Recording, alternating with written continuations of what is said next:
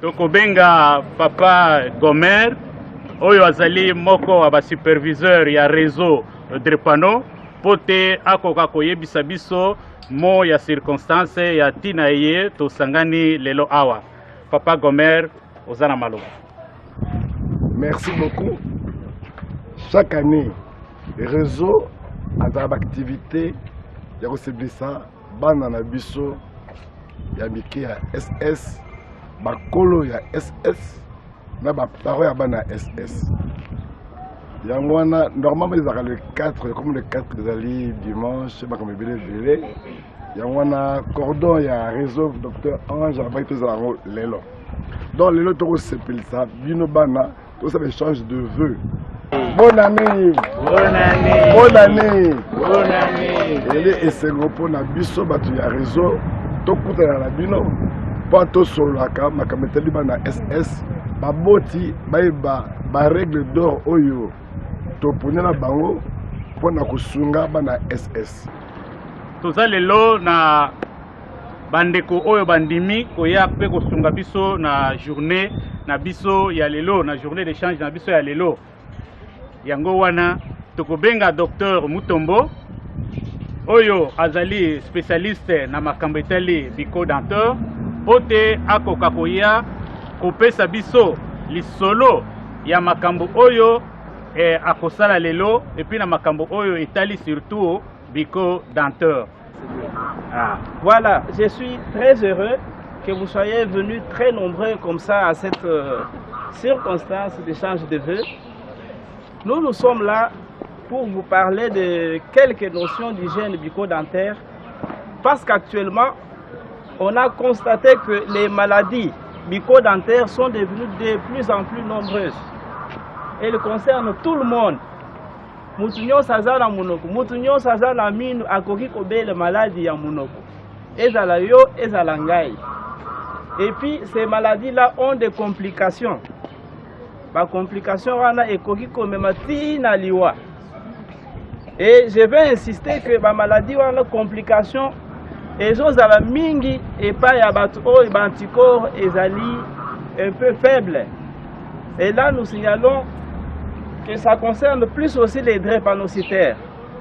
C'est pourquoi les lots toyaki pour partager ensemble quelques notions d'hygiène oyo ekoki ko prévenir ba maladie wana et pas ba drépanocytaire. L'hygiène c'est quoi? C'est oyo nyonso tokoki kosala po munoko ezala propre. Alors tosalaka nini po munoko ezala propre? To brossaka. Donc il faut ko brosser minu. Il faut koyeba ko brosser minu. Il faut koyeba tango nini il faut que brosser minu. Alors, avec quoi est-ce qu'il faut brosser? Pour qu'on brosser na brosse à dents na yo, on appelle ça le bâton frotte-dents. Et ça est normal, ceux qui ont la brosse na yo ont été, on peut brosser na go, on peut la dentifrice na yo na maï. Voilà quelques éléments qu'il faut utiliser pour brosser les dents, donc de manière synthétique. Maintenant, je vais vous montrer comment est-ce qu'il faut bien brosser les dents. Parce que tu brosses la tongue ou bien la peau, est-ce que tu brosses bien? Donc c'est ça le problème.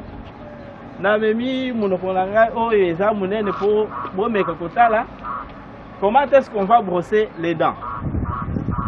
Pour la minu ya likolo, non, pour la minu nyons, principe ezali moko. Tozo kende, touti et pas couleur ya rouge, tokei côté ya pembe. Donc on va du rouge au blanc. Alors je vous montre, c'est comme ça, vous avez votre brosse à dents, vous allez brosser de rouge vers le blanc. Donc ozo kita, pour la minu ya likolo, on peut brosser banda la gencive aux autres côté minu ezali. Donc de rouge vers le blanc. Côté gencive ezali, au kiti, côté minu ezali. Donc cette façon de brosser, okoki kolongola biloko nyonso ezokota entre baminu. Biso généralement to brosaka ou bien to bandai ko brosser aujourd'hui, obandi ko brosser boye. Te boye o brosser malamu te. Parce que na ndenge ya boye biloko mususu erutikala entre baminu et obima malamu te. Et puis ozo siye baminu na yo. Okomona na âge ya mukolo 45 ans, 50 ans baminu esali ba mabulu. Okomona omelama ya pio ozo kanet courant na monoko. Eza façon na yo brosaki minu pendant temps na yo nyonso ya jeunesse nde ebebisi yo minu. Alors pona minu ya se eza ndenge moko tobandi na ba gencive tomati côté minu ezali. Donc de la gencive vers les dents, c'est un brossage vertical. De cette façon okoki kolongola biloko nyonso oyo efandi entre baminu. Donc de la gencive vers les dents. Donc ce qui monoko na yo eza okanga. Voilà, donc okiti omati, okiti omati. Voilà comment il faut bien brosser les dents. Et sur les grosses dents na baminu ya minene bisiko yetafuna biloko wana nde toko brosser na brossage oyo tobengi horizontal. Na baminu ya minene ya likolo ya se tozo sala brossage horizontal. Na munoko toza kaka na minu te toza pe na lolembo. Normalement lolembo basokolaka on a grattoir, mais tout le monde ne sait pas avoir un grattoir. Okoki kosala la brosse à dents na yo okosala ba mouvement circulaire neti ozosala ba cercle na lolembo ekolongola ba biloko nyonso e kangami na lolembo na yo. Donc ceux qui osilisi ko bosser de cette façon okoki ko rincer monoko na yo. Donc au brosser malam. Temps ya brossage c'est entre 3 à 5 minutes. Ce qui est la mouki na tongo aussi brosse na yo 2 secondes tout au boaki. Donc au moni que au brosser malam il faut on soit peu temps pour ce que le monoko na yo malam. Alors eza na likamususu na linga qui partager quand est-ce qu'il faut brosser. Na temps nini il faut qu'on brosser. Normalement monoko elamba la yo tango elamba eji salite nde esengeli osokola yango. Alors monoko pe tango ote salite ya monoko il faut osokola yango po na biso salite ezali kolia biloko nyonso ozolia ezosunga nzoto na yo mais ezotia salite na monoko. C'est pourquoi il faut brosser après avoir mangé. Ceux qui ont brossé avant de manger, n'enge tozo sala chaque matin ou la mouki, aussi brosse na yo brosser après aussi lipa au lait, au meliti au kei au brosser te. Ozo mono yo moko ke okei na bitenya lipa na munoko na yo. Donc il faut brosser après avoir mangé. Comment est-ce que vous allez réussir ça? Parce que vous voyez que le docteur na ola na tongo munokezo sala moi solo na kolia bon on ndenge nini sans avoir brossé. Donc ceux qui ola muki na tongo olé au brossé OK classe ou bien OK musala na poko à midi pour ceux qui sont à la maison, ceux qui olé na midi au koki ko brosser du sous après avoir colia. Mais na pourquoi surtout toujours insister mingi pour na brossage ya pourquoi. Donc tant au moins que au lait, tu ne vas plus manger, c'est le temps d'aller au lit. Au coquille kozasiko et brosse na yo, au brosser monoko, au rincer na mai et puis au collage na monoko na yo propre. Quand vous avez brossé la nuit, vous allez dormir avec votre bouche propre. De cette façon-là, tant au la mukana tongo au lena noté au moins que monoko na yo est souple au coquille colia sans problème. Donc c'est de cette façon-là au la muka avec une bouche propre au lena nous et puis au brosser na sima. Donc voyez bisanga que la mukaki na monoko eza na salité parce que tu avais brossé les dents avant de dormir. Voilà quand est-ce qu'il faut brosser. Tozo insister mingi na butu parce que na butu tozo lala. Soki yo na butu obrosaki te biloko one monoko eza ya okanga lolembo ezosala ba mouvement te, il n'y a pas un auto-nettoyage comme nous disons. Vous voyez maintenant que je parle, la langue bouge, les joues ça bouge, ça nettoie de façon automatique les dents. Mais la nuit je vais dormir monoko ya okanga. Auto-nettoyage exacté. Donc biloko yonso na liaki et fandi na monoko ezo bouger te. Alors ceux qui ont liaki biloko ya sucre yango ekobebisa yo minu na yo minu ekotoboka. Voilà qu'on a consulté na kolobele fait la qualité ya brosse à dents. D'abord brosse à dents na yo et il faut pas elle qui ça 3 mois. Ceux qui ont la brosse à dents na yo dans 3 mois il faut rechanger brosse mususu. Mais ceux qui ont la brosse à dents na yo ba singa oyo et tali déjà mi panzi ata ekokisi 3 mois te il faut changer yango parce que wana eko brosser lisusu malamu te etali déjà mipanzi. Et puis ba brosse à dents mususu omona ba fil oyo eza mulai ya ndenge moko te, ba mulai ndambu mususu mukuse eza brosse à dents ya malamu te ekobanda ozokisa yo na ba gencive na yo. Et puis pour na bana mike tozo senga tozo insister sur ma brosse à dents oyo eza na ba fil souple ezala na ba fil ya makasi te parce que soki fil eza makasi ekozokisa bango. En dernier lieu nazolobela mpona ba drépanocytaires. Ce sont des personnes qui développent facilement les infections, vous le savez aussi que moi. Alors pour prévenir l'infection bucco-dentaire, à part hygiène buccale, il faut consulter dentiste.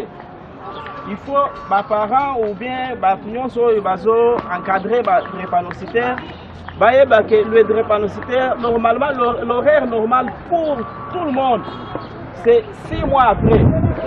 Après 6 mois, et bongi, autant le dentiste, peut-être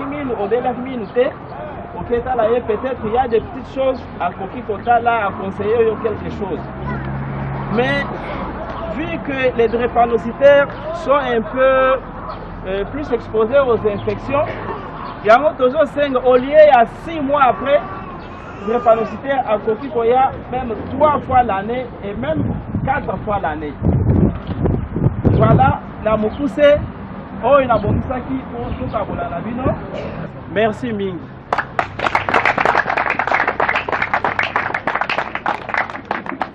Merci mingi. Tozo koba kaka masolo na biso. To pesi docteur merci mingi na équipe na ye. Sikoyo tokobenga mwana na biso Tegra. Tegra akoya pote aya koyebisa biso maye bango bana babombeli biso pona mokolo ya lelo. Tegra, tu peux venir. Tu peux pas. Chers parents, au nom de tous les enfants ici présents, je vous souhaite bonne fête de Noël et de Nouvel An 2015. Que Dieu vous bénisse. Je vous remercie.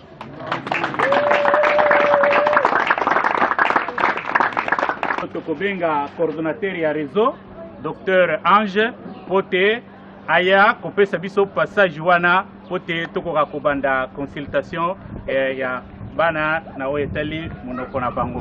Dr Ange, tozana posa na yo. Au nom il y a réseau Drépano. Tombé bien effectivement bonne année. Tout le monde qui est circonscrit cadre Oyo na signe et à solidarité comme toujours avec les drépanocytaires. Nous reprenons cette phrase en disant que nous luttons contre la drépanocytose et non contre les drépanocytaires. Je répète encore, nous luttons contre la drépanocytose et non contre les drépanocytaires.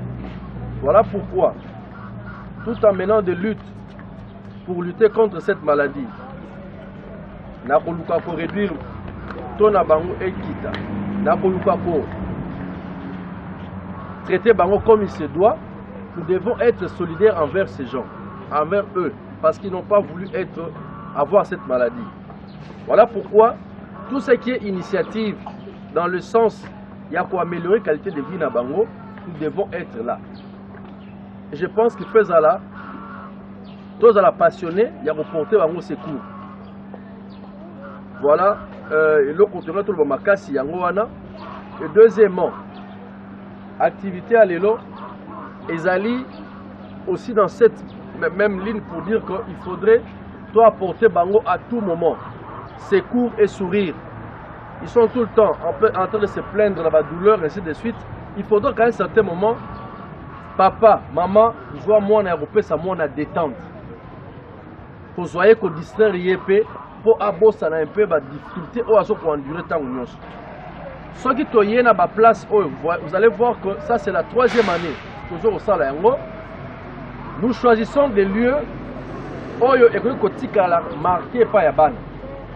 Pour que dans la vie, il faut qu'on ait de l'espoir. C'est-à-dire que tout le monde a quelque chose à donner au monde. Tous ceux qui sont dans la plage, les autres ont la place d'évoluer. Et troisièmement, nous voulons encore vous encourager. Nous avons un projet où chaque enfant dans l'hôpital de proximité, il doit voir les médecins. Mais on a remarqué que les enfants, effectivement, des associations n'y fréquentent pas. Les associations sont fréquentées dans l'hôpital. Alors, il y a des médicaments qui sont mis là-bas. Des examens même, ils ont apporté à votre portée là-bas, mais les gens n'y fréquentent pas. Hôpital Ezali, on a formé les gens dans ces hôpitaux-là pour que vous ayez facilité vos traitements à proximité de vos maisons. Donc, nous vous exhortons encore à fréquenter ces hôpitaux-là parce que le docteur Moutoumba pour l'hygiène dentaire, c'est pour vous dire que c'est aussi un élément capital. Nous sommes là pour vous apporter les soins de qualité, mais à votre portée. 4e point nanga ezali que nous ne devons pas passer sous silence ce qui vient de se faire ces derniers jours. Nous remercions le Père Henri pour tous les efforts qu'il est en train de consentir. Le lieu le mieux indiqué où la sensibilisation doit être, où la consentation doit se faire, c'est l'école. Voilà pourquoi dans les jours qui vont venir, vous allez voir, on a travaillé avec le programme, avec tous les partenaires de l'éducation, sur un projet d'intégrer la drépanocytose dans le cursus de l'enseignement secondaire et primaire. Va produire guide moko ya élèves, na livré ya enseignants. Donc, la leçon attitrée. Et au côté banda 6e primaire, tina 6e des humanités. Donc chaque année, il y aura une dose de matière qu'il faut intégrer que Eurosala. Pourquoi? Pour permettre que, comme nous sommes dans une zone endémique de la drépanocytose, que quand l'enfant à 6e primaire, il a déjà cette information, il va opérer un choix judiciaire par rapport à son partenaire.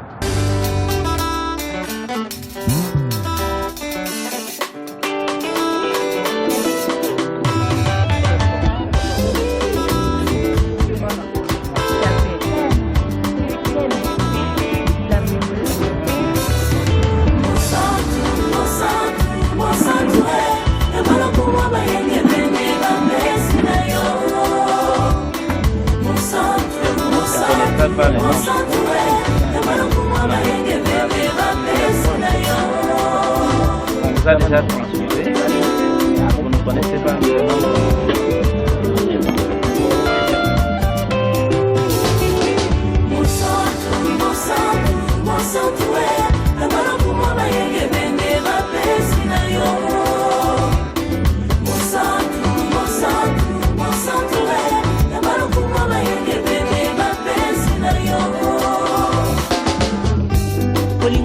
misike ezwanga motema nanga moko témoin osala nyonso mponga nakoma mosantu lokola yo ozali otala mabunga na ngai te olatisi ngelamba ya bosantu lokola yo bongo nabenga mabe mosantu lolenge moko na yo yango nayemba mosantu ebalokumanga yengebende mapesi na yo mosantu ebalokumanga yengebende mapesi na yo osala nyonso mponga nakoma mosantu lokola yo ozali papa otangelanga mabunga te ojujanga selon grâce na yo papa nanga opesinga loboko na ya bisika bosantu oyo ozali nasangana na loyembo oyo eyembi bange nga mpe naganga mosantu ebende bapesi na yo mosantu emalokuma bayebende bapesi na yo.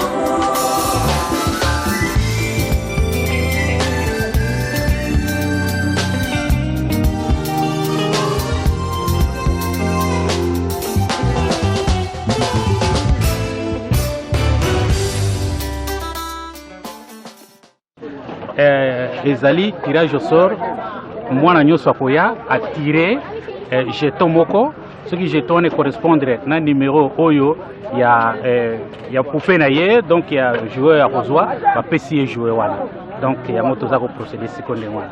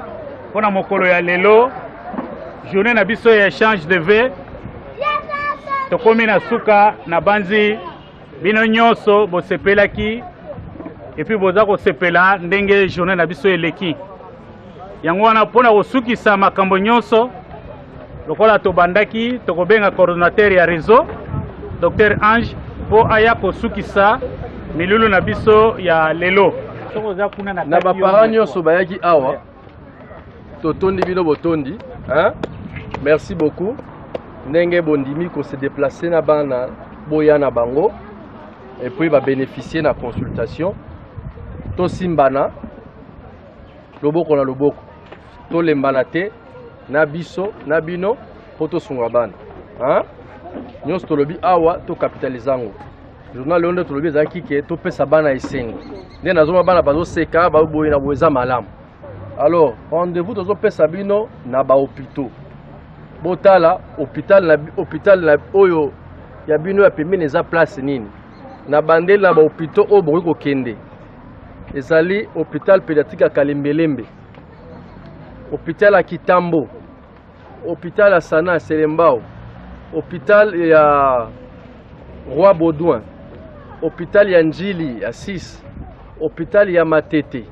Hôpital ya Moamba, hôpital ya Centre Mère Enfant Ngaba, hôpital ya Kinkole, na hôpital ya Kingasani. So bokeyi wana bako dépister batu mususu pe bobana mususu ba voisin boyebi ke no bokela bango bako dépister fango facilement gratuitement et puis pour minganga otala bango pe avec beaucoup plus de facilité. Mala munganga o ayebi mwana pa koyeba ba crise ne ya ndenge ni. Nous avons martelé sur les Cambouana.